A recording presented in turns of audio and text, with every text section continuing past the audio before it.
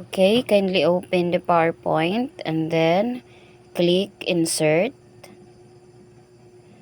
Let's go to 3D models. You can choose online or save device. Pipili ka lang kahit ano dyan. Pinili ko heart. Okay, hintayin lamang. Okay. Okay, nagmo-move siya. The next thing, go to 3D model. Select ang selection pane. And then, dyan ka pipili kung anong movement niya. Sides or front. Kahit ano dyan. Then, yan na siya. Punta naman tayo sa pan and zoom. And then, as you can see, it's already moving.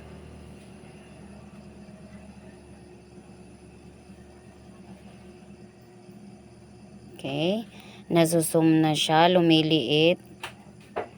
Nagmo-move siya.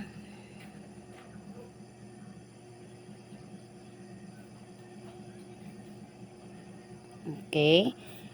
Kung na-generate naman yung pan or zoom, nakikita yan, nagiging gray siya. And then, lalabas yan.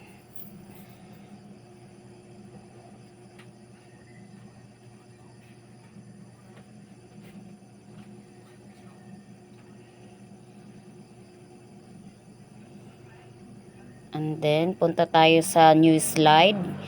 Lagyan natin ng duplicate. I-duplicate natin siya.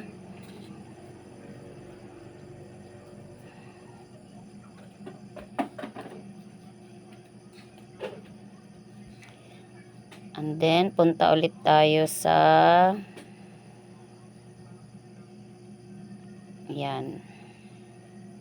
Selection of gumagalaw-galaw siya. And then, magpunta naman tayo sa transition gamit ang morph.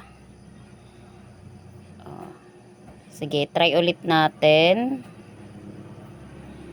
Yan, gumagalaw na siya, nawawala.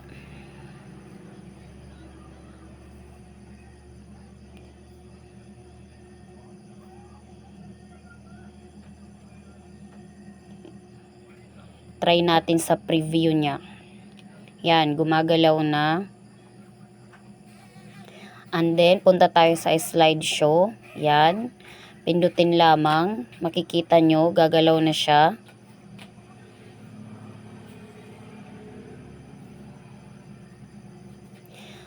And then, let's go to animation. Meron siyang turnable, swing, jump and turn. Pwede din gamitin ang leave. Okay, let's try the swing.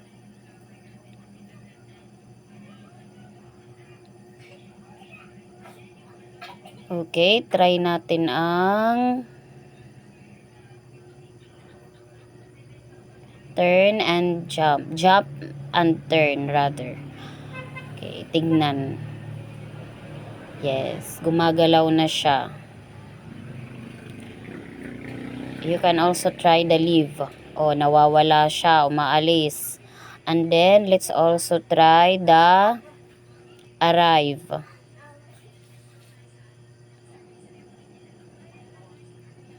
Okay.